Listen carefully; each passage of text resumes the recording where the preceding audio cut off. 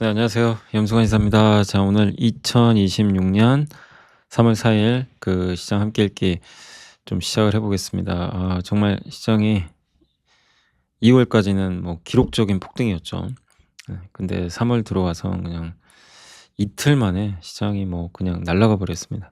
그냥 어렵게 오른 걸 뭐 또 되게 쉽게 이렇게 붕괴돼 버리는 그런 모습이 나왔는데, 뭐 아시겠지만 트리거는 요거죠. 요 이란, 전쟁 리스크고, 이게 근데 뭐 우리나라에 전쟁 난 것도 아닌데 좀 너무 과한 것 같고요. 근데 한국 증시가 다른 어떤 나라보다 정말 많이 오른 건 맞죠. 예. 그 반작용이 또 요렇게 전쟁 리스크랑 겹치면서 커졌던 것 같습니다. 어차피 이제 일은 벌어졌고 이제 어떻게 할 거냐가 중요하겠죠. 그래서 그런 내용들 좀 중심으로 해서 오늘 좀 설명을 드릴게요. 그래서 아직 뭐 장은 안 끝났지만 뭐 아침에 막 서킷 브레이커까지도 가고, 지수가 -8% 이상 빠져서 1분 이상 지속되면 거래를 한 20 분인가요? 중단시켜 버립니다. 이제 비이성적 투매가 나온 거기 때문에. 금융위기 때도 있었고 저번에 코로나 때 있었고, 가장 가까운 사례가 혹시 기억나실지 모르지만 24년 8 월에 엔캐리 트레이드 청산 얘기 나오면서 증시가 한번 박살난 적이 있어요. 고 이후로 이제 다시 또 발동이 된 거죠.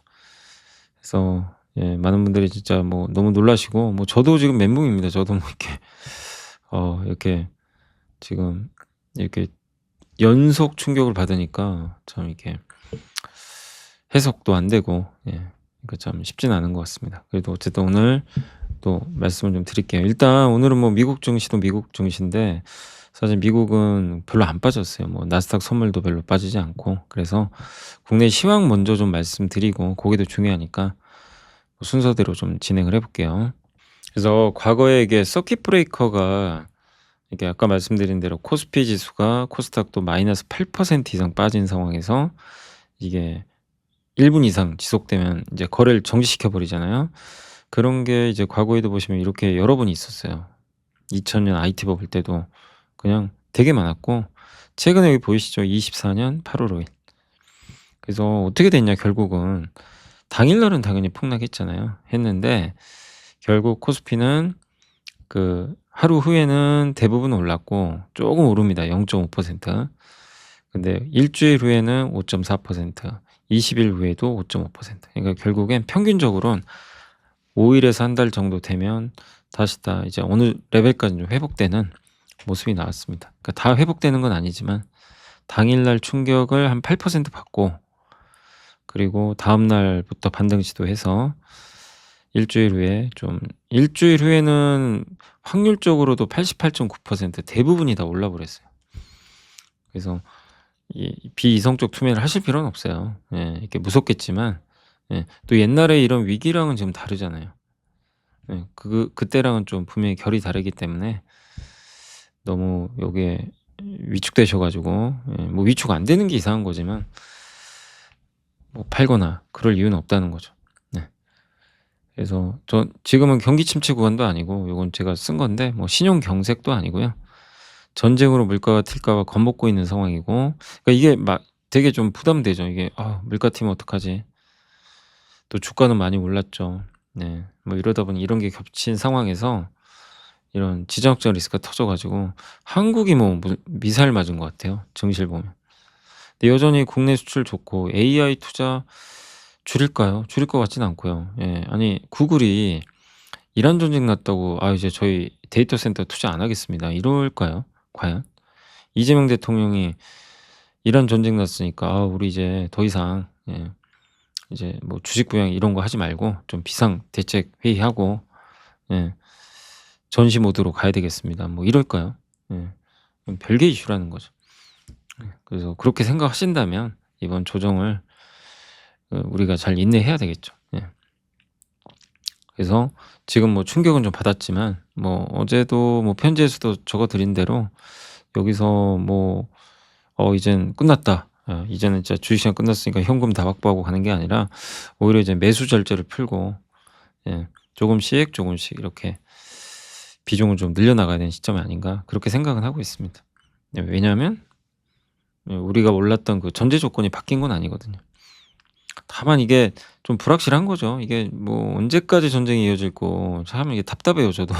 이 뭐 언제쯤에 끝난다는 게 명확하면 좋은데 다만 그건 있어요. 3월 16일 날 엔비디아 GTC가 열립니다. 예. 엔비디아 그 컨퍼런스에서 젠슨하이 또 신제품이나 이런 거 공개하거든요, 기술들. 그래서 다음 주 정도로 가면 갈수록 다음 주 후반으로 갈수록 엔비디아 이슈로 좀 갈 가능성도 있어요. 예. 그럼 이제 반도체부터 반등하면서 그러니까 저는 지금은 그걸 좀 준비할 때 아닌가 엔비디아. 예. GTC 3월 16일 입니다. 다다음 주 월요일. 그래서 고걸 좀 생각하시면서 뭐 핵심 주도주죠. 반도체 같은 경우는 고런 기대를 할 수 있는 구간이니까 네 적절하게 이렇게 담아가는 것도 괜찮다고 생각을 하고 있습니다. 그리고 요거 이제 김경훈 연구원님이 쓰신 자료인데 지금은 열심히 사야 된다. 굉장히 또 공격적이에요. 어떤 애널리스트분은 기다려야 된다는 분도 있지만 왜냐하면 이게 경기 선행 지수거든요. 위에 있는 게 선행 지수, 후행 지수인데 우리나라 경기 다 뭐 이렇게 올라오고 있어요. 지금 요렇게 보시면. 예. 그러니까 22년도에 우크라이나 전쟁 터졌을 때 이땐 경기가 완전 꺾일 때죠. 이제는 경기가 막 돌아서고 이렇게 달릴 땐데 이때랑 분명히 다릅니다. 예. 이미 꺾인 상태에서 전쟁 나 가지고 더 충격받은 거죠. 그리고 지금 이제 요 파란색 막대기가 위로가 있으면 위험을 선호하라는 얘기예요. 작년에 여기서부터 작년 한 7월 아니 5 월부터 돌아섰거든요 이게. 예. 그래서 잠깐 작년 11월 기억나시죠? 11 월이었나? 그때 한번 빠졌다가 그죠? 예. 작년 11 월인가 12 월하고 12 월이 좀 빠졌었네요 약간. 그랬다가 이제 돌린 건데 뭐 물론 이게 무조건 맞다는 건 아니에요. 네. 아직은 위험 자산을 선호하는 시그널은 유지가 되는 거죠. 그래서 지금 그 경기 사이클의 현 위치나 이런 걸 봤을 때 코로나 사태 이후로 경기가 굉장히 강하게 확장되고 있다. 근데 이제 트럼프 2기 행정부 집권 이후로 경기 사이클이 많이 왜곡된 건 뭐 많이들 아실 거예요. 예. 그래서 참 어려운 환경인 건 또 맞죠. 예 맞지만 어쨌든 현 상반기가 AI를 필두로 한 지금 실적 장세는 맞잖아요. 실적 장세 안 끝났어요. 꺾이지 않았습니다. 반도체 실적 장세 이어지고 근데 하반기는 지금 이제 물가가 오르면 약간 좀 부담은 되지만 그렇다고 미국이 금리 인상할까요? 저는 쉽지 않다고 봅니다. 네. 금리 인상을 안 하고 인하를 한다면 실질 금리가 떨어져요. 금리가 실제로. 그러면 실질 금리가 이렇게 떨어지게 되면 예 이 밸류에이션 확장이 일어나서 진짜 또 한 번에 초강세장이 나올 수도 있어요. 지금 생각하면 지금 뭔 소리 하냐. 지금 뭐 나 죽게 생겼는데 뭔 하반기에 또 초강세장이야. 막 이럴 수도 있어요. 예. 근데 그런 조건들이 있다는 얘기죠. 뭐 그걸 뭐 맞는다가 아니라. 그래서 예 아직 시장 뭐 끝난 거 아니니까 좀 잘 인내해 주시면 좋을 것 같고요. 그다음에 KB증권의 이은택 연구원님도 이런 폭력적인 조정은 언제든지 나온대요. 강세장에서 하락이 요게 노란색이 3조 호황 때 주가지수 오를 때고 지금 검은색이 지금 현재 지수거든요. 예. 쪼금 이렇게 위로 팍 쳤다가 지금 다시 눌러 버렸죠. 요렇게 흘러가는 거고요. 그 궤적이 맞다면 아직도 뭐 갈 길은 먼 거죠. 네. 중간 고점 대비 7% 11% 18% 14% 이렇게 막 팍팍 빠진대요. 예 그런 게 많았다고 합니다. 그러니까 지금의 이런 조정이 아주 막 이상한 건 아니다.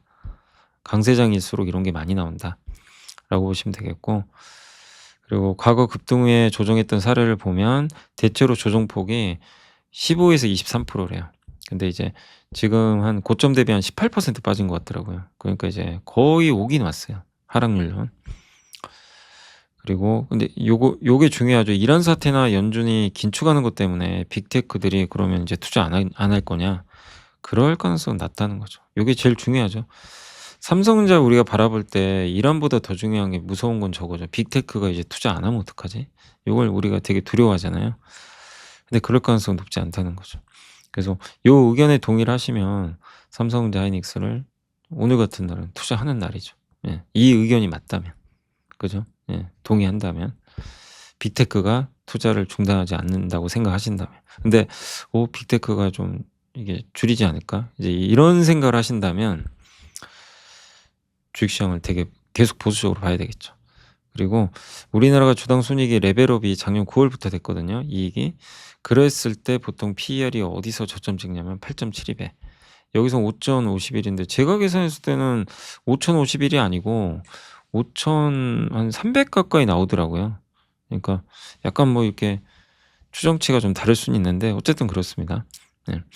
여기서는 이제 5,051로 적어 주셨고, 여기가 바닥이라기보다는 실적이 안 꺾여야 돼요. 그 전제 조건이면 바닥이 될 가능성도 있는 거죠. 그러니까 앞으로 환율이 좀 꺾이고, 환율하고 지금 앞으로 유가를 잘 보세요. 얘네 둘이 꺾이잖아요. 그러면 시장은 전쟁이 이어져도 올라갈 확률이 높아집니다. 근데 환율이 1,500원 뚫고 막 국제유가 $80 넘고 막 이렇게 막 위로 튀는 모습이 나오면 쉽지 않다는 거죠. 그래서 이게 휴전 선언이나 이런 거보다도 이 운항이 호르무즈 해협이 정상화되는지, LNG나 원유가 정상적으로 공급되는지 속도, 이런 것들을 좀 보면서 판단하자, 이런 내용입니다. 사실 지금의 조정은 뭐 누구도 알 수가 없는 거죠. 그래서 결론 말씀드리면 지금의 조정에 너무 위축되지 마시고, 시장이 힘든 건 맞지만 잘 좀 우리가 극복해 보자. 왜냐하면 요 그래프가 맞는 것 같아요. 우리나라 반도체 경기 끝난 것도 아니고, 그죠? 경기 확장 국면이고, 정부가 국민성장 펀드로 돈 풀 거고, 그리고 트럼프는 중간 선거 이겨야 되고, 그래서 전쟁이 오래 갈 것 같지는 않고, 다만 호르무즈 해협이 언제 봉쇄가 풀리는지, 요게 좀 관건이 될 것 같아요.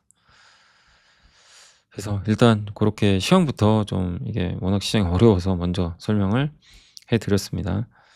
자, 그리고 이제 미국 증시는 막상 뭐 크게 안 빠졌어요. 뭐 마이너스 1%면 빠진 것 같지도 않죠. 근데 미국은 오른 것도 없잖아요, 올해. 그죠? 우리는 엄청 올랐는데, 그래서 상대적으로 좀 방어력은 되게 강합니다. 그래서 일단 미국 시장은 다우, 나스닥, S&P 다 빠졌지만 낙폭은 크지 않아요. 반도체는 좀 안 좋았고요. 국제유가도 오르다 밀려버렸고, 환율도 1,500원 넘다가 좀 밀렸고, 대부분 좀 오르다 밀렸어요. 왜냐하면 트럼프가 그 유조선 보호해주겠다, 우리가. 왜냐하면 국제유가 튀면 본인도 힘들거든요. 그래서 우리가 보호하겠다라고 하면서 좀 유가 상승폭이 좀 축소됐습니다. 그러나 반도체는 좀 급락했고요. 어쨌든 뉴욕 증시 힘들었습니다. 막 요동치고, 호르무즈 해협 통과하면 우리가 보호하겠다라고 언급을 하면서 낙폭을 줄였습니다. 여기가 너무 중요하다는 거죠. 그래서 원유값도 좀 약간 제한됐고, 금리는 좀 튀었다가 좀 밀렸고요. 달러도 좀 올랐습니다. 그러니까 어쨌든 그래도 무기력했죠. 금도 빠지고요, 은도 빠지고, 우리나라 ETF는 10% 폭락해 버렸어요. 빅스 지수도 올라간 거죠. 그래서 이란 혁명 수비대가 호르무즈 해협 폐쇄됐다, 막 이렇게 했는데, 요거를 이제 트럼프 대통령이 좀 방어해 주겠다, 이렇게 좀 언급을 했다고 합니다. 필요하면 우리가 보호해 줄게. 그래서 이제 행동이 나선 거예요. 그래서 우리가 좀 이거는 기대할 만하죠. 트럼프가 행동이 나서서 이걸 좀 보호해 준다면 유가가 좀 안정화되겠죠. 역사적으로 미국 시장은 지정학적 충격을 극복해 왔지만 호르무즈 해협이 폐쇄된 상황은 다르다. 유가 고공행진이 고착화되면 인플레 금리, 금리 인하 기대치를 모두 재조정해야 되니까, 어쨌든 일단 지금 유가, 호르무즈 해협이 가장 중요하다라고 보시면 되겠습니다. 방금 이제 라이브를 하고 왔습니다. 제가 옷이 좀 바뀌었죠. 라이브 하고 왔는데 오늘 방금 끝났거든요. 그래서 지금 한 4시 20분 정도 됐는데, 오늘 거의 한 10,000분 정도가 들어오신 거예요, 이제 방송에, 라이브에. 저도 뭐 10,000명 이상 이렇게 라이브에 들어온 거는 본 적이 없어 가지고 너무 놀랐는데, 이제 얼마나 걱정되시면, 제가 3시에 시작했죠, 오늘은 라이브를. 그래서 많이들 들어오셨고, 뭐 다 이게 비슷합니다. 이제 너무 많이 빠지니까 다들 어떻게 해야 되나, 이제 이 고민이죠. 지금이라도 팔아야 돼? 아니면 사야 돼? 요 고민이거든요. 근데 결론은 이틀간에 20% 빠졌어요. 그럼 당연히 이거는 파는 게 아니죠. 파는 게 아니고, 그리고 이란 리스크는 분명히 아직은 있지만, 요게 장기화된다면 또 모르겠지만, 지금 우리나라 증시가 올라갔다는, 아까 설명드렸잖아요. 그 배경이 바뀐 건 아니거든요. 그렇기 때문에 지금은 좀 용기를 내야 된다. 매수 절제를 풀어야 되는 시기예요. 그것도 좀 적극적으로 풀어야죠. 그리고 대신에 포트폴리오 정리는 하셔야 돼요.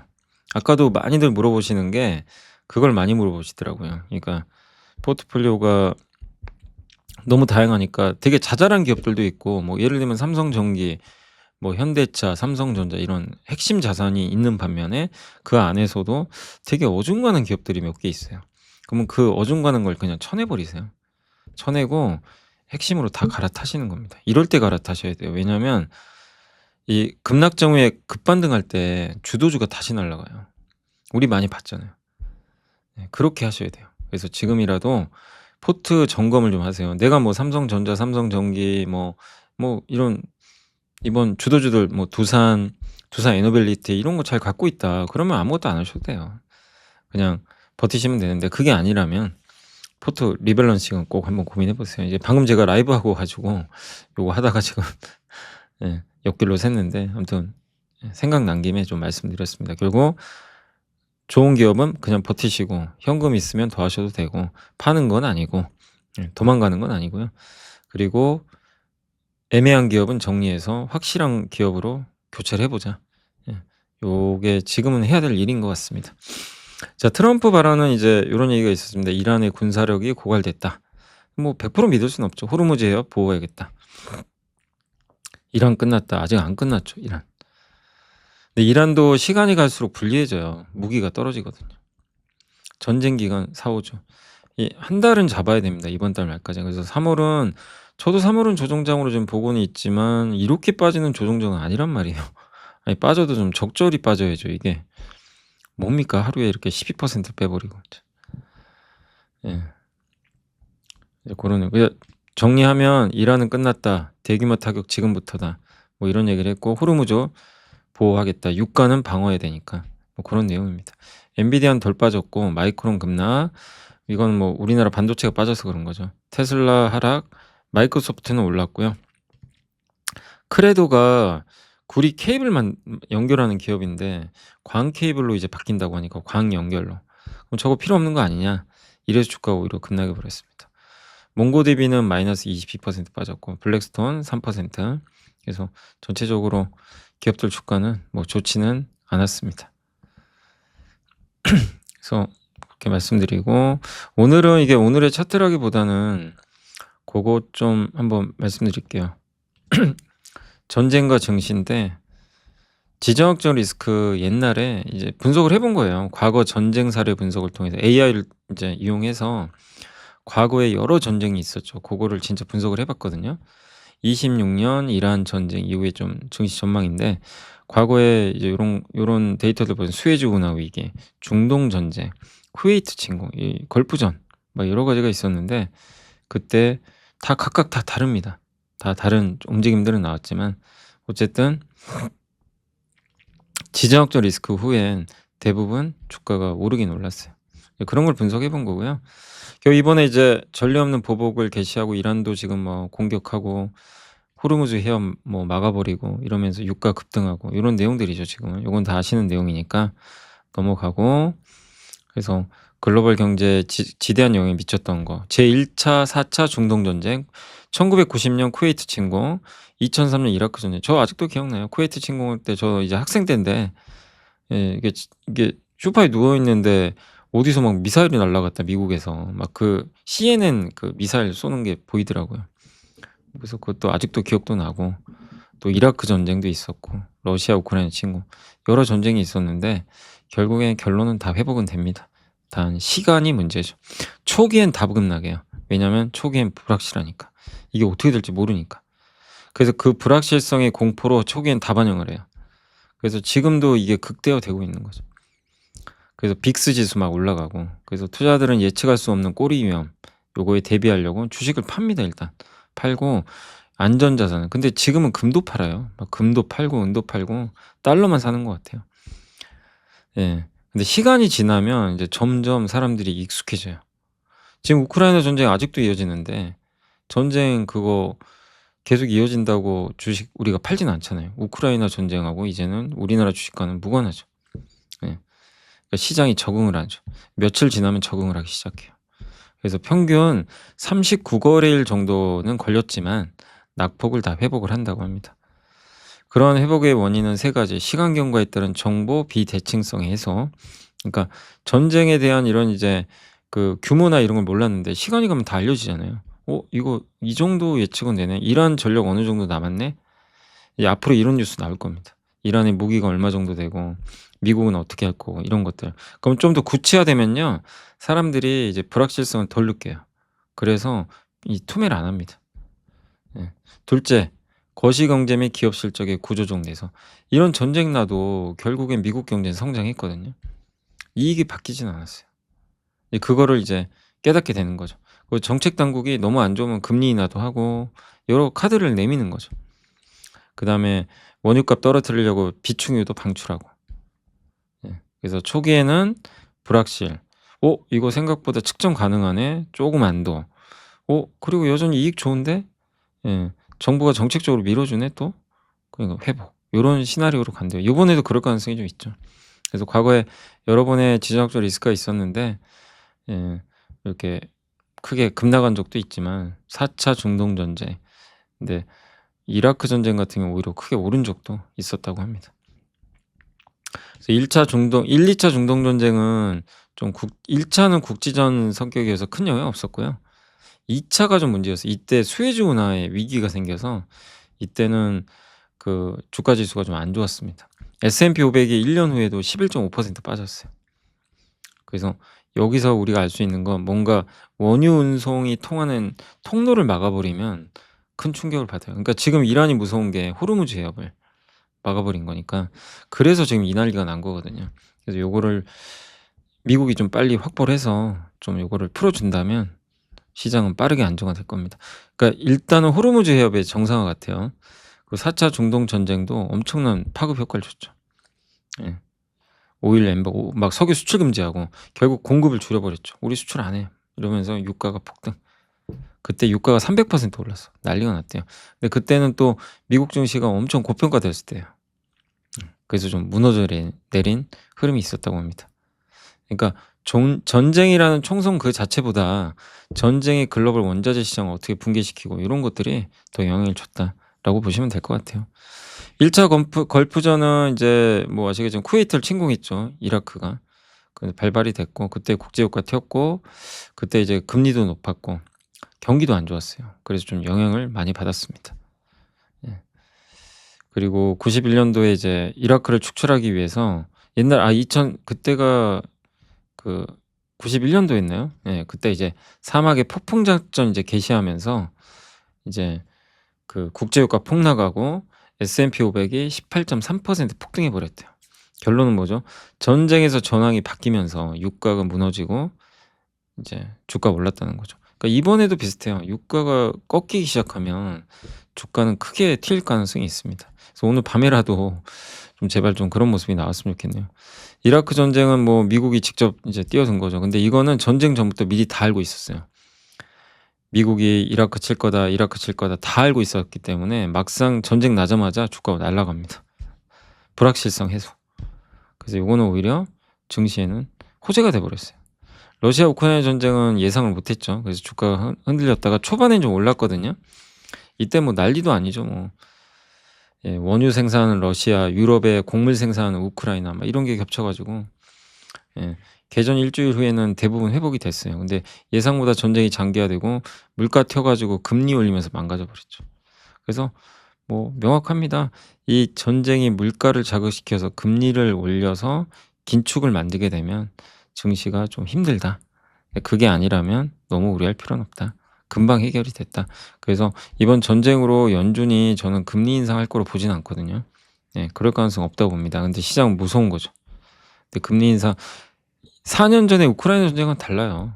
예. 그때는 물가가 되게 높은 상태에서 전쟁 터져서 더 심해진 거고 지금 물가가 좀 안정화된 상태에서 일부 이제 그 유가가 좀 상승하면서 약간 이제 그 리스크가 좀 커진 거죠. 근데 올해 트럼프 대통령이 절대적으로 금리 인상은 허용을 안 합니다. 그럴 가능성이 높죠. 그래서 결국 미국 주식시장의 중장기 수익률을 지락펴락하는 거는 폭탄이나 촌성이 아니라 이게 인플레를 자극하는지 그리고 긴축을 만드는지 요게 좀 결정한다. 이번에도 뭐 우리가 알 수는 없지만 결국 이게 물가를 자극해서 긴축을 하게 만들지 금리 인상 안 하면 되거든요. 그거를 이제 우리가 계속해서 추적을 해 나갈 필요는 있습니다. 물론 호르무즈 해협이 봉쇄가 장기화된다면 좀 위험할 수는 있죠. 이게 장기적으로 봉쇄가 되면. 예. 그래서 트럼프는 또 중간 선거 앞두고 있고 그래서 빨리 끝내려고 할 거는 같은데 참 쉽지 않네요. 한국도 200일분의 비축유를 갖고 있습니다. 요 전쟁은 지나놓고 보면 결국 좋은 미수기에는 맞았어요. 예. 다만 우리나라 증시가 연초 이후에 무려 40% 올랐기 때문에 과열에 따른 변동성 확대는 좀 불가피하다는 거 염두에 두시면 되겠습니다.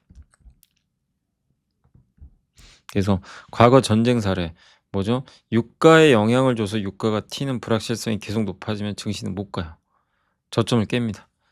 근데 유가가 안정화되면 전쟁이 이어져도 유가가 못 오르면 주식시장 급등하는 거죠. 예, 거기에 포커스를 맞추시면 돼요.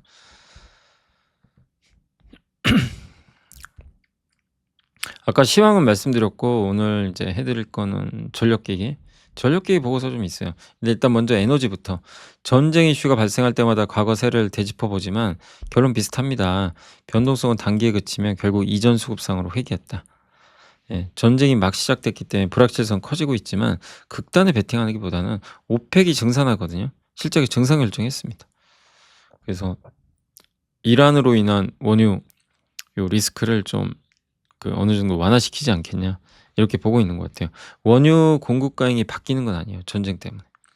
요게 되게 의미가 있는 거죠. 그래서 시간 지나면 원유값은 크게 떨어질 가능성도 있습니다. 시장의 병목과 수요과의 대응에 좀 투자하라. 이런 유진투자증권의 보고서인데 아주 긴 보고서인데 그냥 앞부분에 이 허준소 연구원이 쓰신 그 내용만 간단히만 앞부분만 따왔거든요. AI 데이터 센터의 전력망의 연결과 미국 내 제조업 리쇼어링으로 전력 수요 밀도는 폭발적으로 증가하고 있는데 그러니까 전력 수요에 대한 이제 부분은 폭발적인데 환경 규제나 이런 것 때문에 신규 전력 공급망 확장이 좀 잘 안 되고 있다라고 언급을 했습니다. 그래서 여기서 제일 중요한 게 초고압 변압기거든요. 근데 이게 초고압 변압기 리드 타임, 주문에서 생산까지 이제 되는 시간이 계속 증가해요. 그러니까 제때 못 오는 거죠. 예. 그래서 지금 이제 변압기가 계속 공급 부족이고 이 부분이 어쨌든 가격을 올리는 거죠.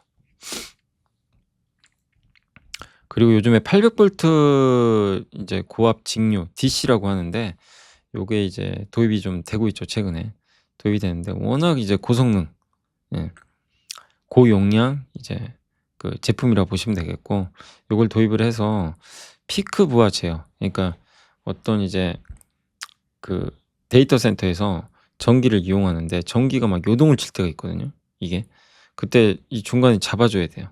그 역할을 하는 게 이제 이런 그 ESS 같은 거죠. 그래서 데이터 센터에 ESS가 반드시 필요한 거죠. 송전망 의존도를 선제적으로 낮추려고 데이터 센터 부지 내에 고체 산화물 연료 전지, 요게 이제 미국의 블룸 에너지가 하는 거죠. 예. 그리고 원사이트 자가 발전소. 원사이트는 뭐냐면은 자기네 이제 데이터 센터 내부에다가 발전소를 따로 만드는 거예요. 그런 식으로 간다는 거죠. 이건 트럼프 대통령이 명령을 한 겁니다. 네. 그래서 이런 좀 환경 속에서 유틸리티 기업들, 빅테크 기업이 계속해서 물량이 좀 더해지면서 변압기 수주가 호황으로 가고 있는 거죠. 또 765kV 아주 초고압 변압기가 있거든요. 예. 여기 관련된 이제 수주 이력도 보유를 하고 있다고 합니다. 그래서 효성중공업의 구조적 수혜를 좀 기대를 하는 그런 모습입니다. 그래서 효성중공업이 많이 올랐지만 여전히 이런 모멘텀을 생각하면 변압기 없으면 못 하거든요. 데이터 센터, AI를 못 하는 거죠. 그리고 미국 내 공급망 탈중국화 기조와 고부하 수용가들의 ESS. 그러니까 지금 여기도 ESS이 나오죠. 그래서 BTM 인프라, 한마디로 송전망에 연결하는 게 아니라 이제 자기가 필요한 그 장소에서 직접 발전소를 운영해서 공급을 하는 거죠. 이런 시장이 커질 수밖에 없죠. 송전망과 연결할 때 시간이 너무 많이 걸려요. 이게 그 배전 인프라도 고도화되고 있습니다. LS 일렉트릭한테는 좋은 기회다라는 내용입니다. 그리고 블룸 에너지의 연료전지 성장도 기대해보자, 이런 내용입니다. 자, 그리고 765kV 아까도 좀 잠깐 설명드린 대로 요거 그 변압기 전압을 좀 올리는 거하고 온사이트 확산, 예, 이 동시에 만든 다층 수요, 요거를 한번 설명을 드려보겠습니다. 원래 이 AI 데이터 센터 이제 전력을 항상 구매했는데 이제는 이제 자가 발전, 데이터 센터에 직접 전력을 구축을 하고 이제 그런 쪽으로 또 트럼프 대통령이 얘기를 했죠. 왜냐하면 클라우드 데이터 센터랑 AI 데이터 센터는 이 사용량이 다르거든요. 그러니까 전력 집약도도 다르고 예 이게 뭐 차이가 엄청난 거죠. 그러니까 데이터 센터 건설은 통상 그 18에서 24 개월 정도 걸리는데 또 요게 변압기 만들고 이러는 데는 18에서 24 개월이 아니라 훨씬 길어져요. 최대 5 년까지. 그 과정에서 송전선 연결도 안 되고 그 데이터 센터 동그라미 지었는데 연결이 안 되죠. 그럼 어떻게 해야 되죠? 그거를 이제 보완할 수 있는 뭔가 장치를 만들어야죠. 예. 그래서 만든 게 가스터빈, 연료전지, 태양광, ESS 요거를 거기다가 이제 넣어서 그 병목 현상 그러니까 그 현상을 줄여주는 거죠.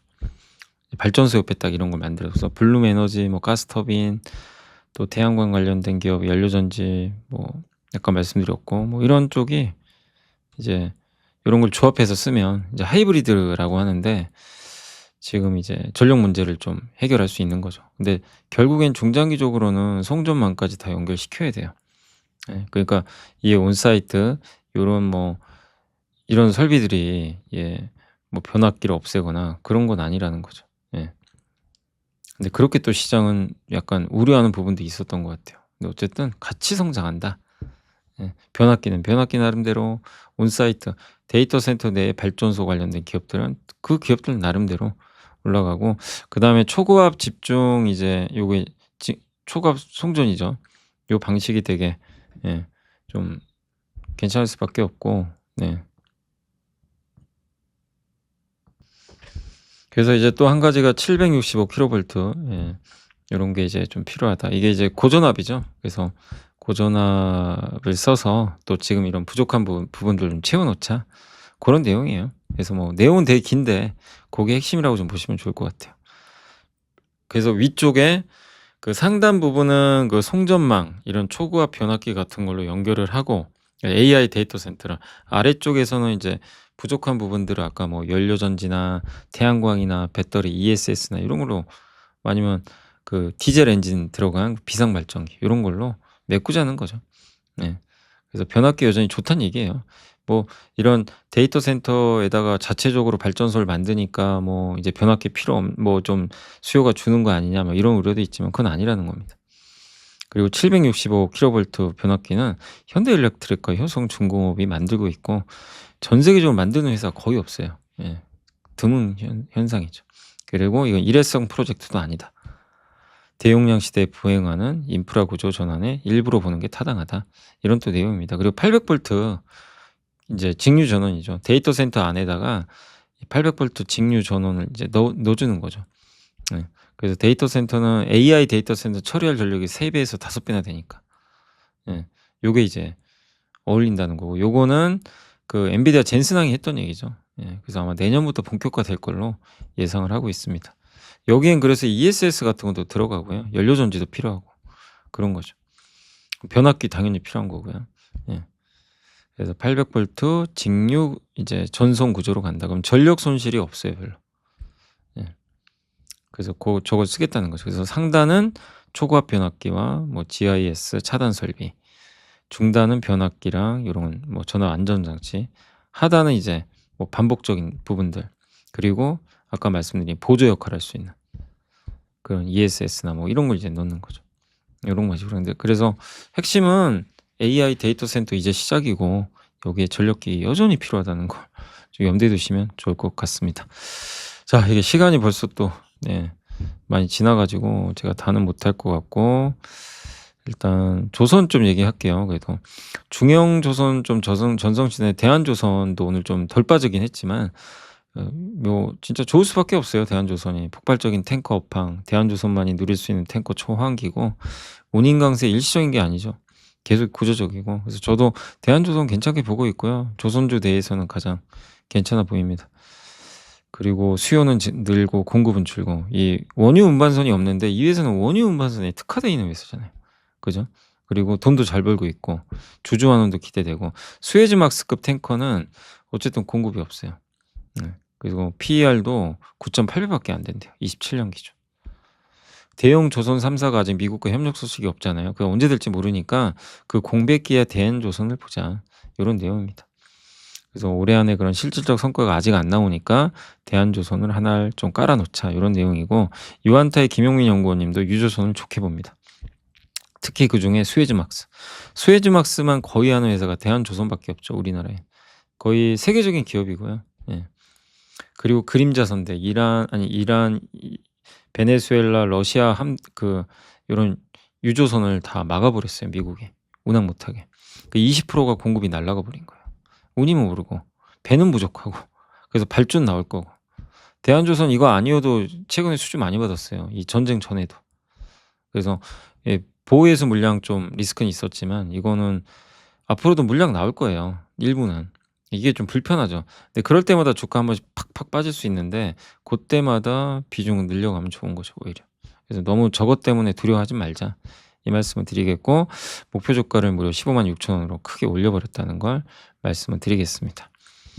자, 그리고 이제 반도체 요거 하나만 좀 더 말씀드릴게요.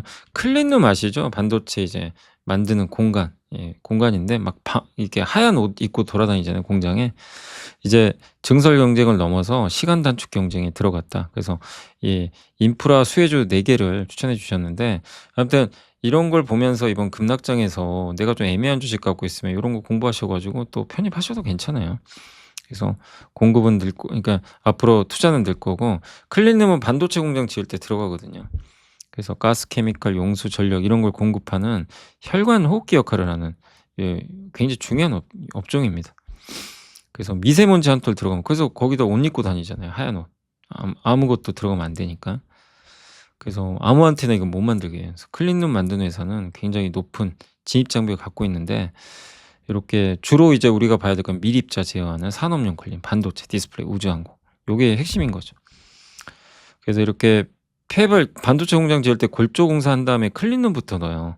그래서 요게 중요하고, 그다음에 배관 놓고, 후업 2차 배관 놓고, 요런 거 다 해주는 회사가 보통 한양 ENG, 뭐 세부 MEC, 여기는 안 나왔지만 KC가 자회사가 그런 거 하고 있고요. 예. 그래서 반도체 공장을 많이 지으면 당연히 수혜를 받는 거죠. 근데 이제 삼성 하이닉스가 공장을 본격적으로 지으니까 그 수혜를 받게 되겠죠. 그런 내용입니다. 청주 공장 조기 준공도 됐고, 그다음에 이제 용인 지금 설비 투자, 예, 발표했고, 마이크론도 사실 최근에 이제 대만 회사를 아예 인수해 버렸죠. 시간이 급하니까 빨리 해야 되니까. 근데 어쨌든 클린룸 자체를 아예 사버린 거죠, 여기. 근데 이렇게 클린룸 만드는 기업들이 돈도 잘 벌고 성장하는데 주가는 싸요. 그냥 되게 좀 성장 못하는 산업으로 시장이 오해해요. 이거 건설 회사 아니야? 막 이렇게 인정을 해요. PBR이 0.6배밖에 안 돼. 이거 좀 너무, 이건 아니라는 거죠. 같이 성장하는데. 그래서 좀 수혜 예상된다. 요거를 이제 핵심적으로 좀 압축한 거고요. 그래서 4개입니다. 한양이 이제 국내 대표 기계설비공사. 근데 반도체 공장에 들어가는 초고순도 배관이라든가 화학물질 공급 장치, 그다음에 우주항공 산업도 좀 있어요. 그래서 우주로 같이 날아가 버렸어요. 여기 누리호 등에 들어가는 기술. 그래서 이번 스페이스X 관련주로 급등까지 했죠. 세부 MEC도 이제 어떻게 보면 좀 경쟁사고, 예, 여기도 불소수지 코팅 덕트라는 시스템을 가지고 있는데 타사가 복제하기 어려운 그런 방식이라고 합니다. 아마 코팅하는 건 것 같아요, 외관을. 그래서 배관 만들고 클린룸 만들고, 예, 돈도 잘 벌고 있고요. 예, 요렇게 생겼다고 합니다. 이렇게 외관을 이렇게 불소수지로 코팅한 것 같아요. 그리고 성도 ENG 하이테크 부분 영업이익률 18.1로 굉장히 좋은 자회사 STI 갖고 있고, KN솔은 클린룸 만들어요. 클린룸 전문 기업입니다. 그래서 클린룸 요렇게 생긴. 그래서 요 4개 기업을 좀 보자는 그런 내용이니까 참고하시고, 요 우주항공은 좀 제가 내일 좀 해드릴게요. 오늘 좀 시간도 관계상. 그리고 어제 전자공시는 잠깐만요. 전자공시가 하나 있었던 것 같은데, 기가비스, 맞아요. 기가비스 아시죠? 이런 것도 이번 급락장에서 기회죠. 이번 급락장은요, 공부를 해가지고 괜찮다 싶은 기업이 이렇게 급락했을 땐 오히려 기회라고 생각하시면 좋겠습니다. 자, 그래서 이렇게 위에서 방송이 갑자기 나와가지고, 예, 아무튼 기가비스 같은 기업들도 지금 대규모 공시를 냈거든요. 41%에 달하는. 굉장히 좋은 거죠. 이런 걸 보면서 공부를 하시고, 예. 기가비스도 기판 시장 열리면서 뭐 턴어라운드 본격화되는 거죠. 그래서 뭐 여기 기가비스 예. 기판 검사도 하고 분량도 검출해서 수리까지 해 주고 리뷰도 해 주고 이런 걸 만들고요. 회로 선폭 되게 작은 것도 해 줘요. 세계 1등 기업이에요. 그러니까 플립집 BGA 기판 아시죠? 요거 수리하고 검사해 주는 장비입니다. 2 위가 KLA니까. 예. 그래서 수주 내역도 작년부터 꾸준히 일본, 싱가포르, 일본, 대만 글로벌 기업들한테 하고 있고 기가비스가 50% 세계 1위, KLA가 25. 또 세계 1등 기업인 것도 되게 긍정적이고 그다음에 작년부터 흑자전환 성공했습니다. 그래서 기가비스는 올해는 한번 주가가 뭐 흔들린다 하더라도 이 업종을 보신다, 업종과 기업의 모멘텀을 본다면 올해 한번 기대해 볼 만한 저는 그런 기업으로 생각하고 있습니다. 자, 여기까지 좀 말씀드리고 오늘 어쨌든 네, 보시면 아시겠지만 이렇게 한 방에 50일선도 60일 그러니까 50일선까지 한 번에 와 버렸어요, 거의. 그래서 지금은 이격도 다 좁혔고 과열도 아니고요. 완전히 이제 침체로 또 이렇게 되면 접어들 수도 있는데 아무튼 오늘 주가 지수 이런 거는 저도 본 적이 없어서 이제 강세장에서 이런 아무리 그래도 많이 오른 건 맞아요. 근데도 좀 너무 과하게 좀 빠진 거 아닌가. 예, 이번 한 달 동안 18% 폭락해 버렸습니다.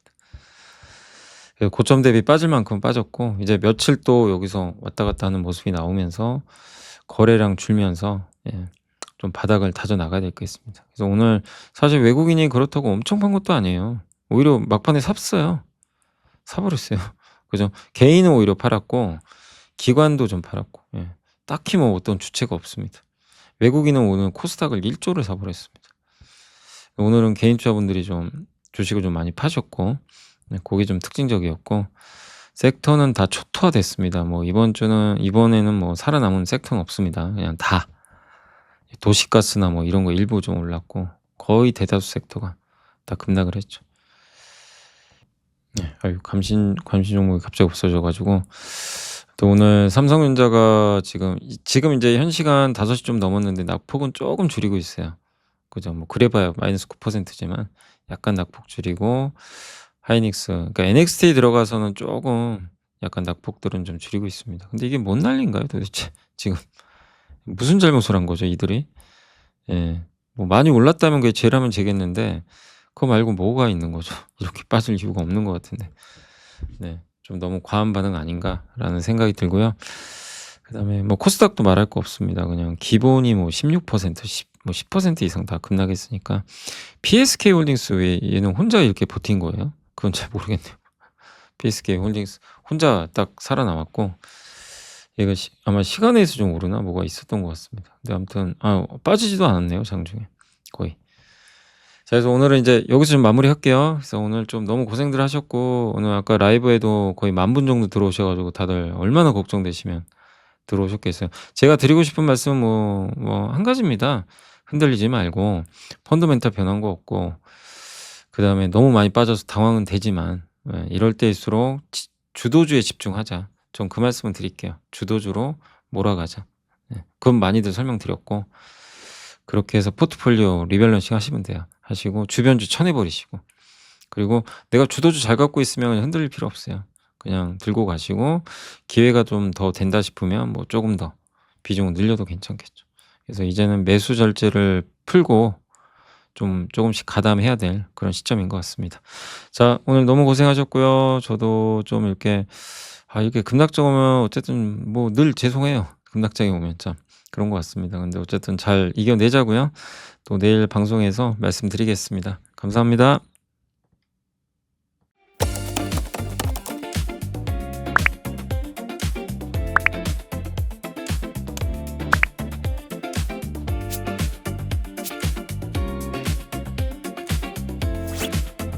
지식이 복리로 쌓이는 투원투게더